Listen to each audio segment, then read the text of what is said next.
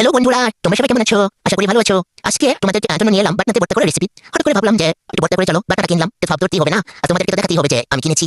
আজকে বন্ধুরা তোমাদেরকে শিখাবো কিভাবে আলু ভর্তা করতে হয়। আশা করি তোমরা জানো না, আজকে এই রেসিপি থেকে খুব সহজে শিখে যাবে কিভাবে আলু ভর্তা করতে হয়। আমি এসব করতে এক্সপার্ট। এই জন্য ভাবলাম বন্ধুরা যে তোমাদেরকে কেন শিখাচ্ছি না, তো এই জন্য আজকে একটা রেসিপি নিয়ে এলাম, যেহেতু বাটনাটা কিনেছি না।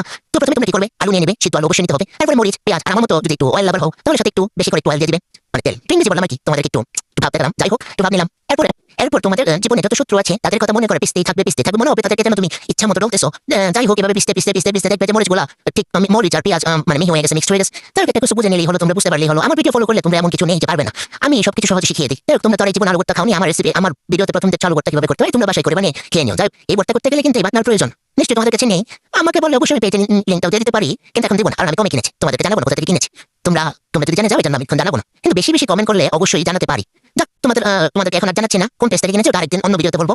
তো আজকে এভাবে পিছতে জীবনের যত শত্রু আছে তাদেরকে সবাইকে পিছিয়ে ফেলার পর দেখবে একসময় আলু ভর্তা, মরিচ, পেঁয়াজ সবকিছু মিক্সড হয়ে গেছে। এরপরে দেখবো মিক্সড সুন্দরভাবে মিক্সড হয়ে গেছে। মিক্স করতে না পারলে সমস্যা কি, আমার ভিডিও বারবার দেখলে অবশ্যই তোমরা পেরে যাবে।